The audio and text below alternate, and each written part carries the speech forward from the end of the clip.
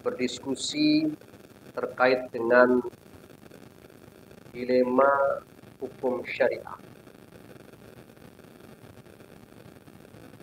Dilema hukum syariah. Bahasa Jawanya, ini mau pakai hukum syariat atau bukan? Kita dihadapkan pada beberapa pilihan.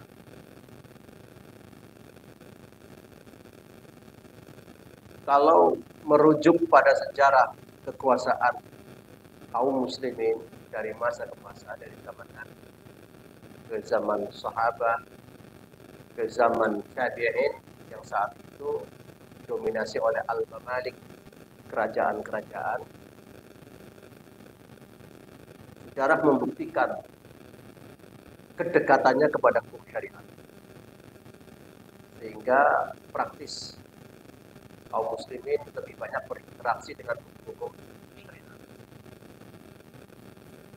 Tetapi pasca itu nampaknya ketika sudah muncul berbagai alternatif lain hukum-hukum di luar syariat, wong Islam pada bingung, dilema, ini mau pakai yang mana ya?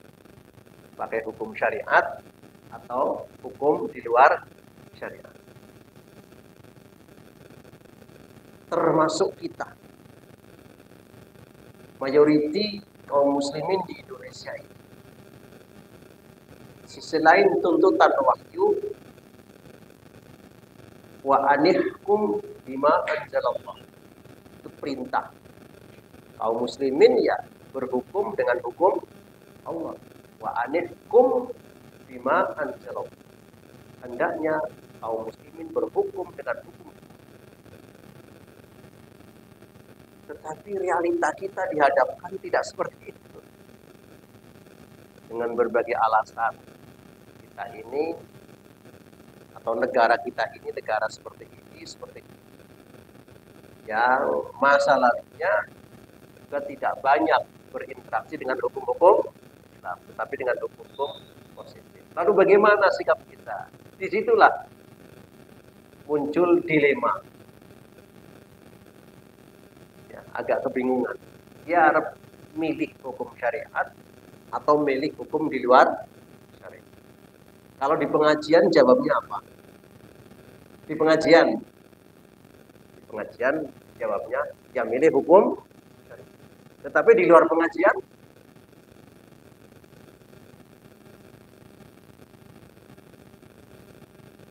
artinya bahwa kanan kiri oke itu jadi pilihan ya. Betul. Ala kulli hal, kanan kiri oke ini sikap yang diridhoi oleh Allah. Kama amara rabbuka wa yarda atau tidak? Apakah itu yang diperintahkan dan diridhoi oleh Allah atau tidak? Ya nanti akan kita kaji. Bagaimana dalil-dalil wahyu Al-Quran, teks-teks suci termasuk dalil-dalil hadis sahih dari Rasulullah.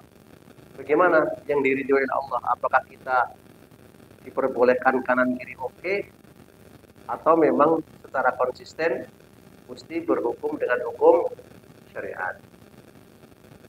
Nah, mengawali kajian ini dengan sebuah kisah. Waqala Sya'bi, Imam Asy-Sya'bi. Siapakah Sya'bi itu? Imam Sya'bi adalah Amir ibnu Syurahil al-Kufi. Dia adalah seorang ulama Kufah. Ya, Kufah ini masuk wilayah Irak di zamannya. Alimun ahlu zamani. Dia termasuk orang alim di zaman. Sya'bi sangat terkenal. Wa adraka khalqan katsiran min as-sahabah wa 'asha bid'an wa 80 sana. 89 tahun umurnya. Dia banyak bertemu dengan sebagian sahabat bertemu. Dan Sya'bi kategori tabi'in. Nah, Imam Asy-Sya'bi meriwayatkan satu hadis kana baina rajulun minal munafiqin wa rajulun minal yahud husumah. Terjadi percekcokan antara dua orang. Satu orang munafik, yang kedua orang Yahudi. Nah, orang munafik ini kategori muslim atau non muslim? Munafik. Muslim. Disebut munafik karena dia muslim. Kalau tidak muslim, julukannya bukan munafik tapi apa? Kafir. Nah, kenapa dijuluki munafik? Karena zahir dan batinnya berbeda. Munafik itu pelakunya, nifak itu perbuatannya. Kalau kata kerjanya apa? Nafaqah.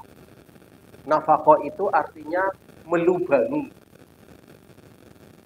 An-nafaq itu bolongan. Bolongan nang jero atau bolongan di dalam tanah, namanya nafaq. Makanya orang Arab mengatakan nafaq, terowongan. Nah, jadi termasuk salah satu yang digemari oleh orang Arab itu adalah membuat terowongan seperti nafaq Gaza, terowongan Gaza yang konon panjangnya sampai berapa? Wah, 500 berapa? 500 kilo ceritanya. Gaza saja enggak ada segitu, Pak. Berarti muter-muter itu namanya nafaq, terowongan. Itu asal katanya itu. Monggo anak-anakku maju aja ke depan. Maju depan. Maju nak sini. Depan. Nah, kisahnya terjadi satu percekcokan antara orang munafik dengan orang Yahudi. Disebut Yahudi di zaman itu karena tidak muslim. Kalau muslim, kalau Yahudi masuk Islam ya tidak Yahudi lagi. Sebutannya adalah muslim. Nah, ini terjadi percekcokan antara setengah orang muslim munafik setengah dengan orang Yahudi. Apa yang terjadi? Faqala al-Yahud. Ini orang Yahudi tapi waras, Pak. Orang Yahudi mengatakan kepada si munafik ini, saya ingin mengajukan kasus ini kepada Muhammad. Oh, kenapa? Li'annahu arafa annahu la ya'khudhu rishwata. Karena si Yahudi ini tahu Muhammad ini wong sing ora doyan suap. Ayo, ini musim suap ya. Musim suap atau musim angpo? Bedanya angpo dengan suap apa? Sama? Ya beda. Angpo, suap.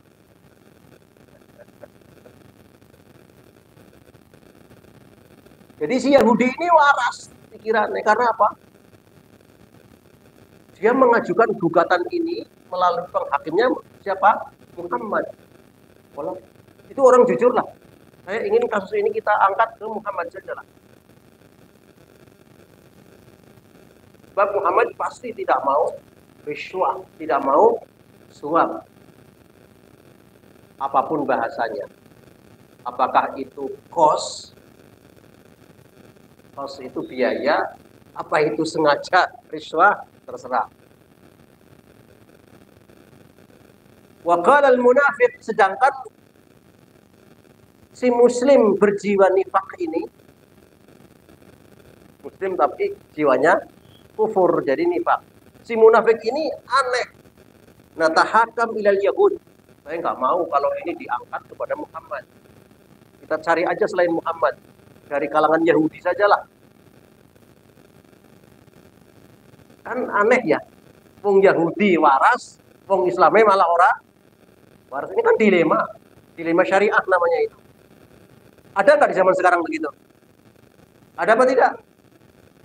Nampaknya banyak orang-orang yang tidak tahu syariat tetapi tertarik dengan syariat. Malah wong sing ngerti syariat belegidik dengan syariat. Tahu belegidik, Pak? Sundana naon ya belegidik teh?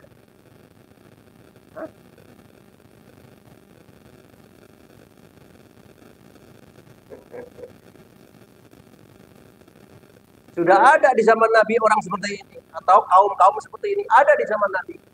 Dan ini terus berlanjut sampai sekarang.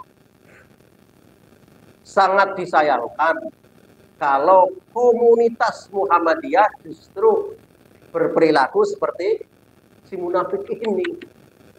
Wong sing non Muhammadiyah aja angkat topi kepada Muhammadiyah, malah wong Muhammadiyah belegidik dengan aturan-aturan aneh. Ibaratnya begitu.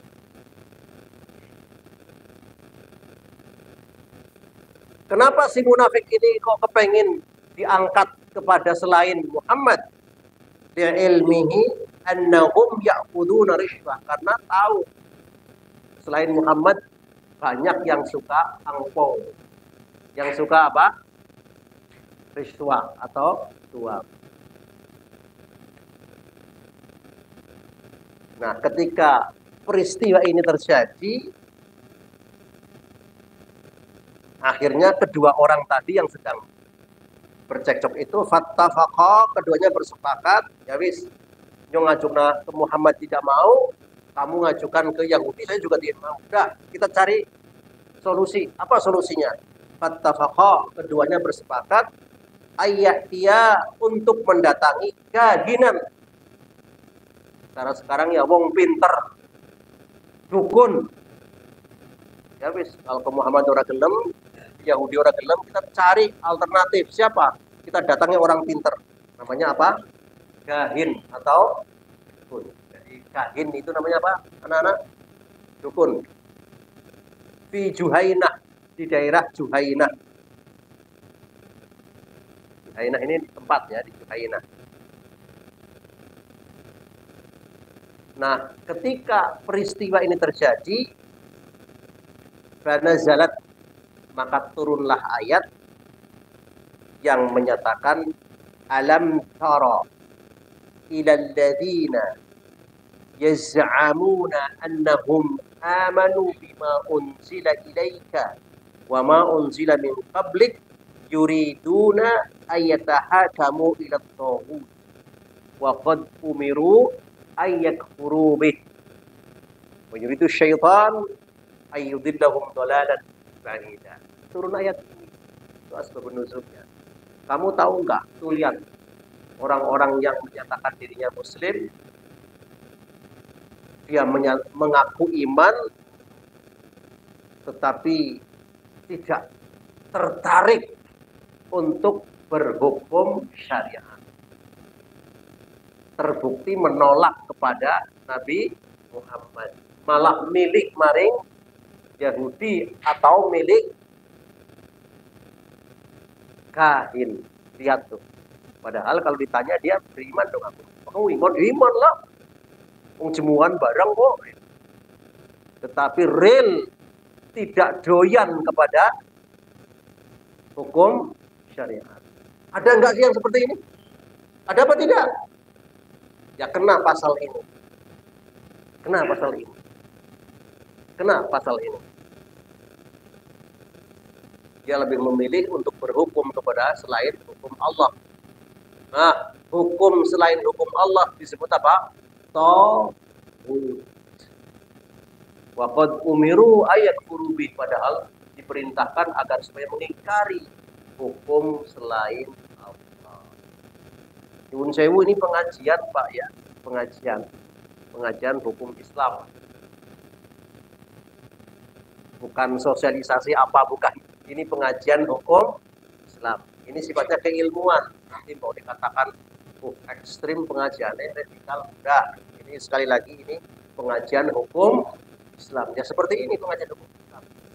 Soal doyan apa tidak doyan ya di luar tanggung jawab pengajian. Kalau pengajian berkewajiban menyampaikan ini hukum Islam, ini ayat, ini hadis. seperti ini konsekuensinya. Nah, terkait prakteknya ya berpulang kepada pribadi masing-masing. Tetapi Rasulnya sudah memberikan gambaran antara Yahudi sing waras dengan Muslim sing ora waras.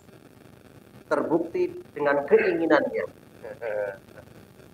Yahudi sing waras kepengen maring Muhammad, malah Muslim sing ora waras kepengen maring selain Muhammad dengan tujuan karena begini.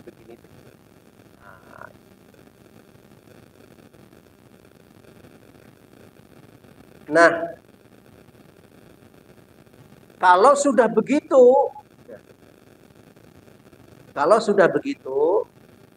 maka di Al-Maidah ayat 50, coba nanti dibuka, barangkali salah nanti ayatnya. Al-Maidah ayat 50, surat nomor 5,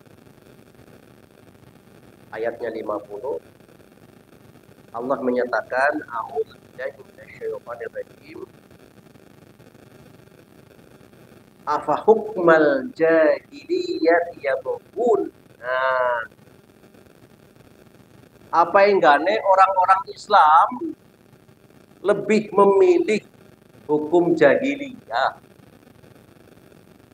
Itu hak.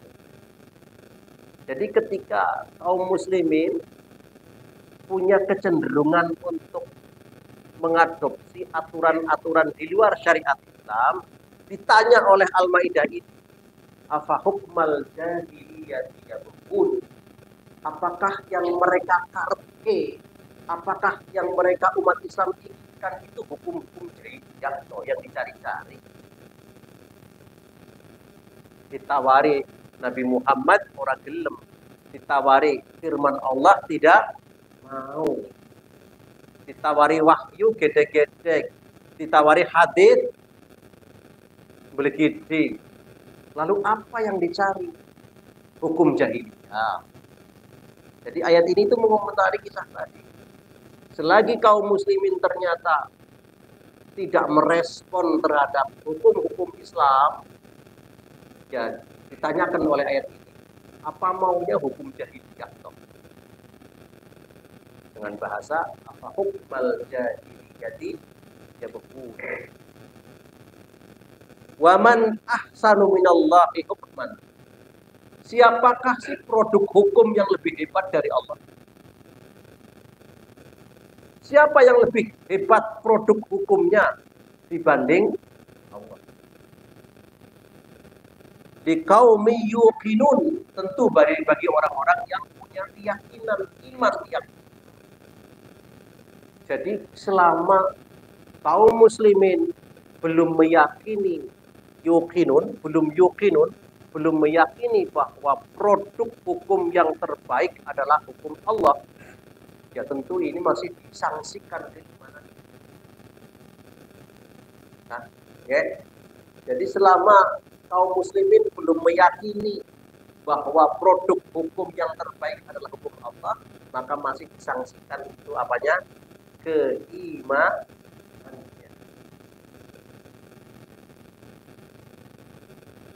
Begitu.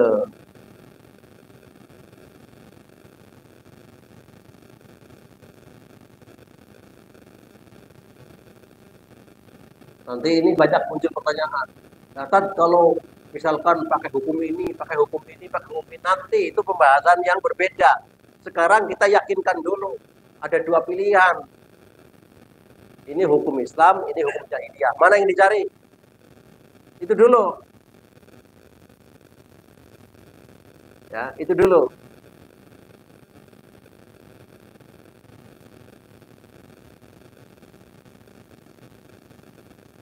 Saudaraku ma'asyiral muslimin.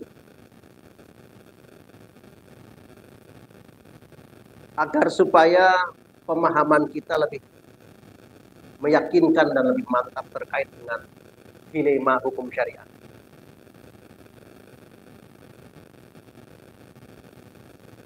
Kita baca satu hadis. An Abdullah ibn Amr radhiyallahu anhu anna Rasulullah sallallahu alaihi wasallam qala la yu'minu ahadukum hatta yakuna hawahu tab'an lima ji'tu bih. Wa qala an-Nawawi hadits sahih. Urainahu fi kitabil hujjah bi isnadin sahih.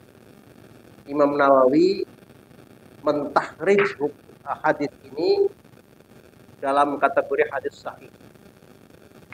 Dari Abdullah bin Amr radhiyallahu anhu bahwa Rasulullah pernah menyatakan, la yu'minu ahadukum. Sekali-kali belum dinyatakan benar imannya. Siapa?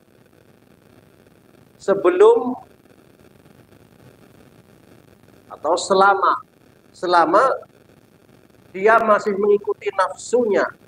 Artinya masih mengikuti hukum selain Allah. Itu kan produk nafsu. Hukum itu ada dua. Hukum langit itu produk Allah, syariat namanya. Hukum duniawi itu produk nafsu. Diibaratkan begitu.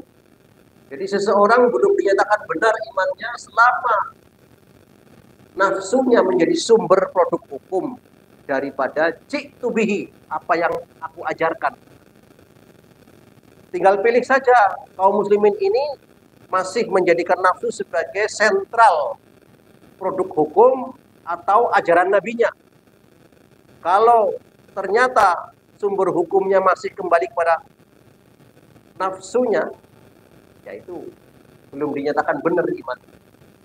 Tetapi kalau sudah memilih, aku mengikuti ajaran nabinya, ya itu sudah benar iman. Ini memperkuat tadi, mau pilih yang mana, hukum jahiliyah apa hukum syariat. Itu. Lebih kuat lagi di An-Nisa, ya. An-Nisa 65. An-Nisa 65. Fala wa rabbuk. Sekali-kali demi Allah. Fala wa rabbuk. Sekali-kali demi Allah. La yu'minun. Mereka belum dinyatakan menjadi mukmin yang benar. Hatta yuhaqqimuka. Sehingga mereka mau dengan tulus hati menyerahkan urusanmu kepada Muhammad. Ya, seperti Yahudi tadi ya. Yahudi yang waras. Ingin menyerahkan hukumnya kepada siapa? Muhammad. Sayang mereka tidak beriman. Tapi punya kewarasannya. Punya naluri yang waras. Sehingga kepengin menyerahkan urusan hukum kepada Muhammad. Sing muslim malah ora gelem. Sekali-kali demi Allah, mereka belum dinyatakan beriman sebelum menyerahkan urusan hukum kepada Muhammad. Fima syajaru bainahum, atas kasus yang menimpa mereka. Nah, jadi dalam segala kasus yang menimpa dalam kehidupan sehari-hari, siapa hakimnya? Bukan kahin, siapa? Muhammad. Di zaman Nabi Muhammad. Nah, kalau sekarang masuk ke Nabi Muhammad, loh, Nabi Muhammad kan meninggalkan warisan. Apa warisannya? Taraktu fikum amrayn. Aku wariskan kepadamu, aku tinggalkan kepadamu dua patokan sumber hukum, apa Quran dan hadis. Nah, mestinya itu menjadi pegangan. Itulah sebabnya dalam risalah Islam berkemajuan ini keputusan Muktamar 48 dalam risalah Islam berkemajuan, maka yang dipahami agama oleh Muhammadiyah adalah satu, Islam agama yang bertauhid, dan Islam atau agama yang berdasarkan Quran dan hadis. Kepengin seperti ayat ini, sekali-kali belum dinyatakan beriman sebelum menyerahkan urusannya kepada Muhammad. Muhammad sudah mati. Muhammad meninggalkan ajaran apa Quran dan hadis. Nah, itu maksudnya. Itu prinsip risalah Islam berkemajuan Muhammadiyah adalah bertauhid dan berdasarkan pada Quran dan dilanjutkan baru tajdid. Itu metode mengembangkan. pengamalan duniawiyahnya. Ada juga wasatiyah, ada rahmatan lil alamin, itu pengembangan. Tetapi yang paling pokok adalah tauhid dan merujuk pada Quran dan tepat sebagaimana ayat ini. Jadi keputusan-keputusan Muhammadiyah tidak pernah bergeser sedikit pun dari syariat. Itu keputusan organisasi. Soal keputusan wargane ya ora karena kan kadang beda keputusan organisasi dengan keputusan warganya berbeda. Ketika organisasi memutuskan seperti ini, warganya juga kadang-kadang begitu Pak tidak? Itulah menurut saya.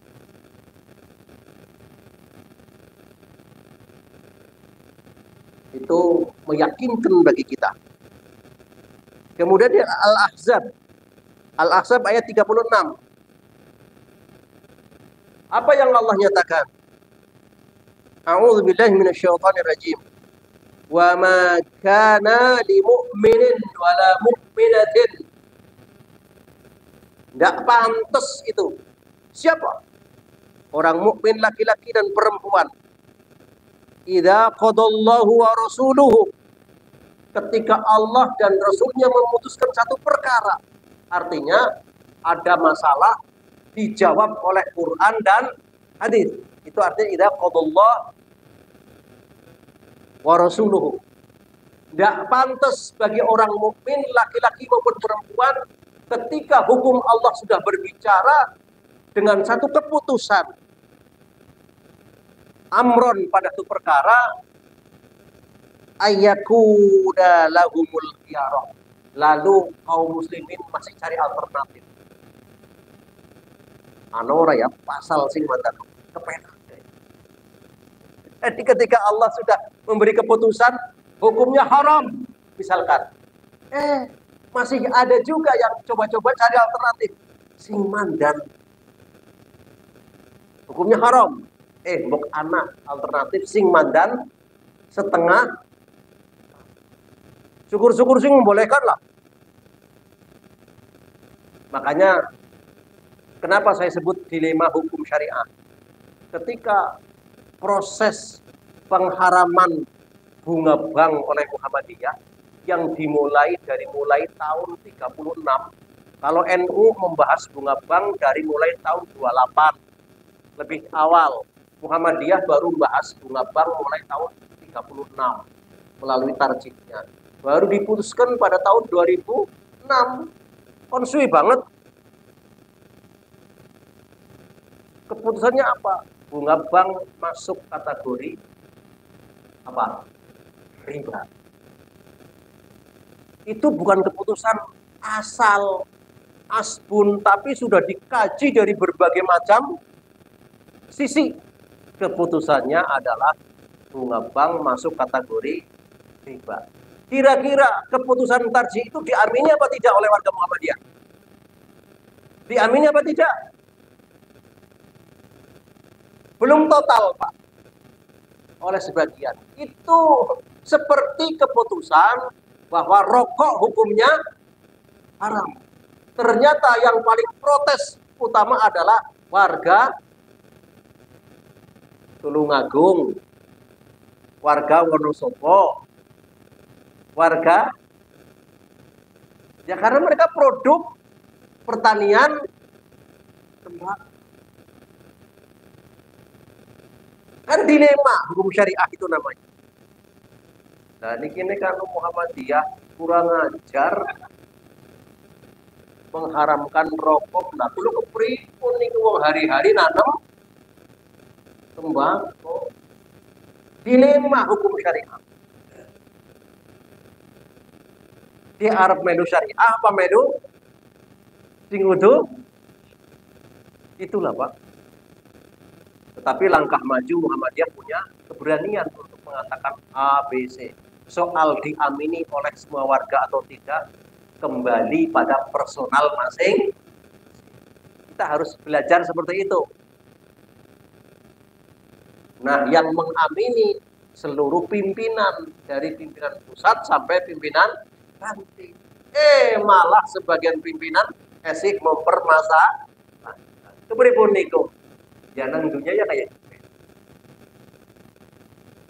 Padahal kalau dalam ayat ini la yu'minun, urung benar imannya sebelum secara tulus dan berani menyandarkan hukum itu kepada Allah dan Rasulnya ketika ada masalah. Dan tidak ada lagi opsi untuk memilih, bok ada hukum lain sing mandan kepenak. Ana ora ya kira-kira ya, sing bunga bank itu halal ae kowe lah. Ini Muhammadiyah kurang ajar ge lah. Bunga bank kok masuk riba, kurang ajar ge. Carilah kok ana maning. Ada nggak yang seperti itu? Ya nggak tahu saya. Karena al-khiyara mencari-cari opsi di luar hukum Allah itu tidak ada. Orang pantas wong Islam kok cari opsi lain ketika Allah dan Rasul berbicara. Surat Al-Ahzab ayat berapa tadi? 30. Suwe-suwe belajar tauhid mandan. Ya begini konsekuensi belajar tauhid. Tapi termasuk hebat warga Majenang belajar tauhid. Karena saya menawarkan ke berbagai PCM, belum ada yang mau. Baru PCM Majenang, PCM Sampang. Terus PCM Wangon, PCM Aji Barang, itu yang sudah mau belajar tauhid. Di Cilacap ini baru ada 2 PCM. Sing kepengin belajar tauhid, ya Majenang dengan Sampang. Lainnya belum. Bukan berarti tidak doyan tauhid, mungkin masih pikir-pikir karena memang resikonya agak berat. Kalau kita memahami ini sebagai keilmuan tidak masalah. Ini pahami sebagai ilmuwan dulu. Karena memang risalah Islam berkemajuan kan Islam yang berdasarkan tauhid. Nah, sekarang kalau kajian kita tidak tauhid ya menyalahi terhadap rumusan risalah Islam berkemajuan. Oh, itu jelas Islam bertauhid berdasarkan Quran dan hadis, tajdid, wasatiyah, rahmatan lil alamin. Itu rumusnya ada 5. Risalah Islam berkemajuan.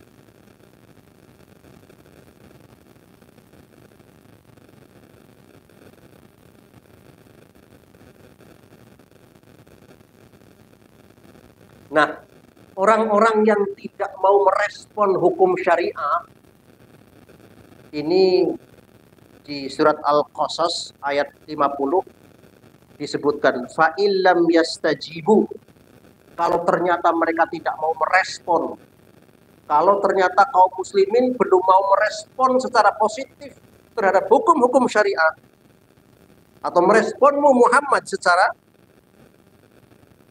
ikhlas, fa'lam, ketahuilah annama yattabi'una ahwa'ahum, memang mereka masih diikuti oleh nafsu.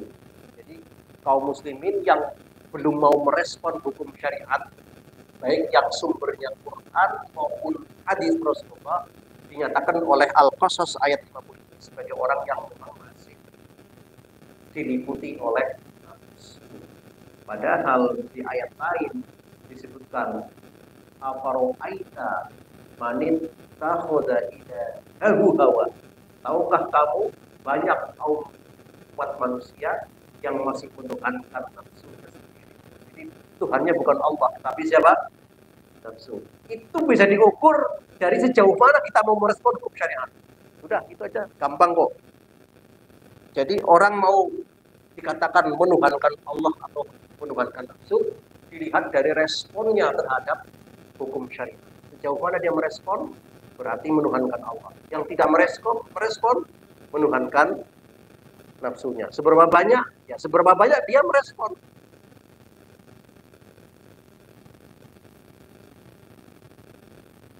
Wah, ini luar biasa terkait dengan bab yang memang kita kaji ini sebagai satu bentuk kontemplasi bahasanya, renungan yang dalam. Hari ini kita sedang dihadapkan pada dua pilihan. Pilihan hukum syariat atau non syariat. Dilema kita. Di guessing lebih menguntungkan. Kira-kira mana yang menguntungkan, Pak? Mana yang menguntungkan nih kira-kira? Syariat kan ngaji ya. Menguntungkan di pengajian, tapi di luar pengajian karena aktivitas kita. Aktivitas yang seperti ini, kadang-kadang orang cari hiarah, mencari alternatif, mencari opsi lain. Barangkali ada hukum lain. Tetapi insya Allah ya, ketika kita mencoba untuk pro hukum syariat, seberapapun yang kita punya kemampuan, yang kita bisa, nanti pasti ada jalan. Pasti ada jalan, karena makhraja, ya, jalan keluarnya itu akan semakin jelas. Bagi orang siapa? Yattaqillah, yang pro Allah, ada jalan keluarnya. Di luar apa yang dipikirkan. Kalau orang berpikir secara serius, kurang apa Israel? Kurang bantuan, di bantuan. Kurang senjata, di senjata. Di backup ngalor ngidul.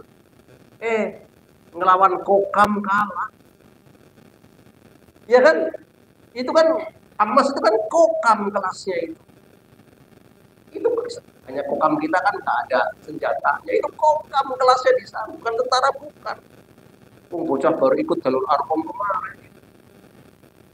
Karena dia punya keseriusan, ya, membela syariat Allah. Ada jalan saja dengan berbagai macam jalannya. Tuh, gambarannya itulah. Makanya kalau kita mau berpihak kepada syariat Allah, ada jalan nanti meskipun ujiannya juga tidak. Dan ketika kita berpihak kepada syariat Allah, kita sudah berada di dalam payung. Karena Muhammadiyah secara organisatoris sudah memayungi gerakan-gerakan kita yang berpihak kepada hukum-hukum syariat. Ya memang hukum syariah yang kita pahami bukan hukum syariah aliran ekstrim atau aliran kiri atau kanan. Kita berada pada aliran yang wasatiyah, yang di tengah. Karena kita pahami bahwa sama-sama kita mengadopsi hukum syariah, tetapi bahasa adopsi kita bahasa lemes, kudu bahasa kasar, bukan bahasa ekstrim, bukan bahasa radikal. Atau sebaliknya, yang menolak habis-habisan. Tidak, kita berada pada posisi yang tengah, yang ini wasatiyah.